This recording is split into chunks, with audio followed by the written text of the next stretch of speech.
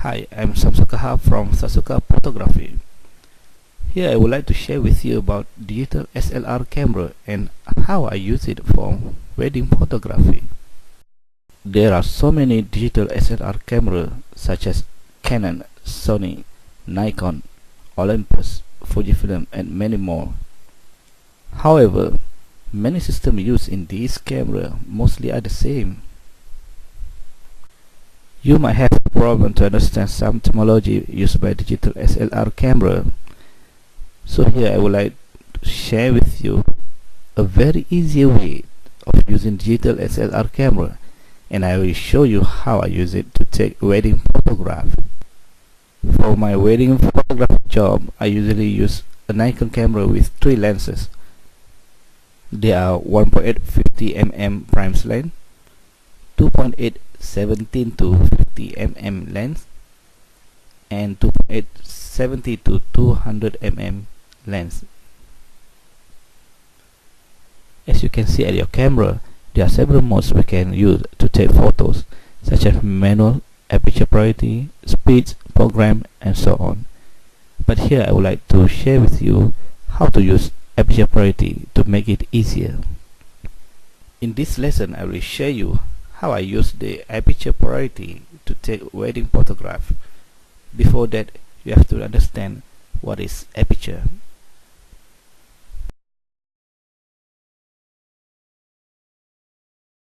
The aperture is an iris that sits inside your lens, and it opens and closes to control the quantity of light.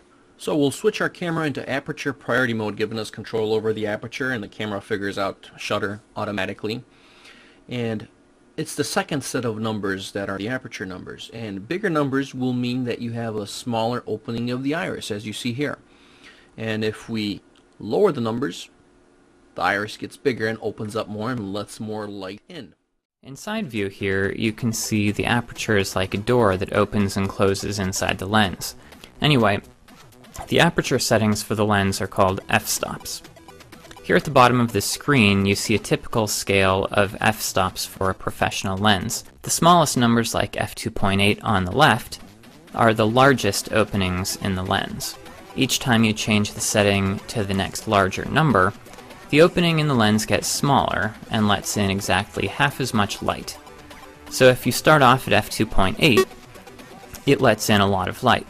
If you switch to f4, it lets in half as much light.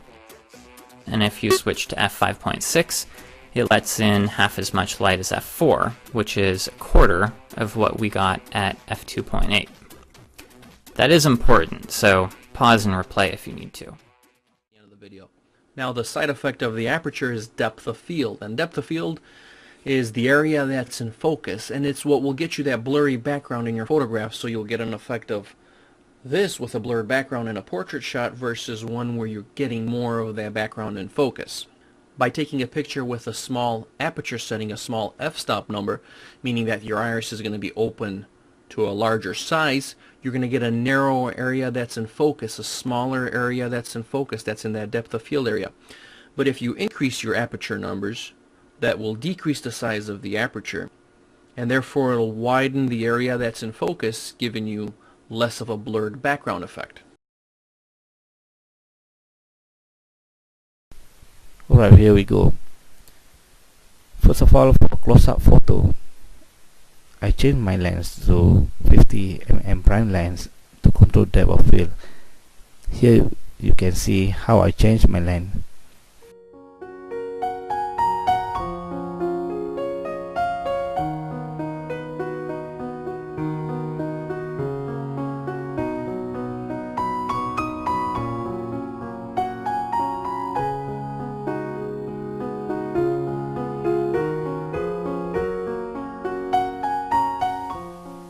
So you can see from the photo, the face, the photo subject is clear, but the background is blurry.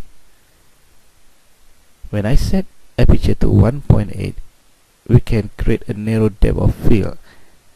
That's why the background is blurry.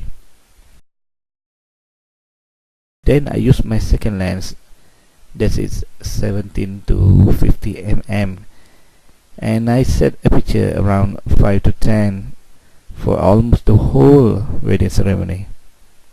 This to make sure all the subject included in the photos.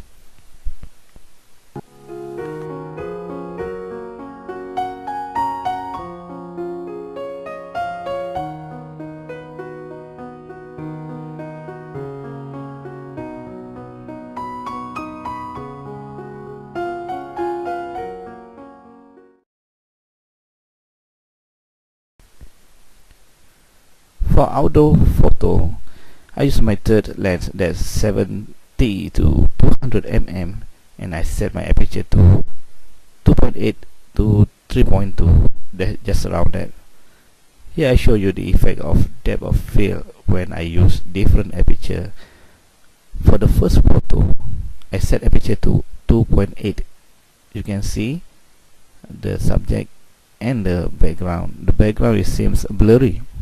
Then I set aperture to 8, and then I set aperture to 20. You can see the difference from the photo.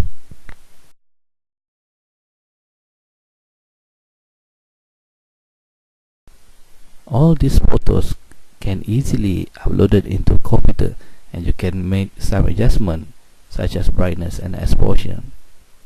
So here is a sample of my custom album. I use Photoshop for editing. So I hope you enjoyed this video and see me for the next lesson. Thank you.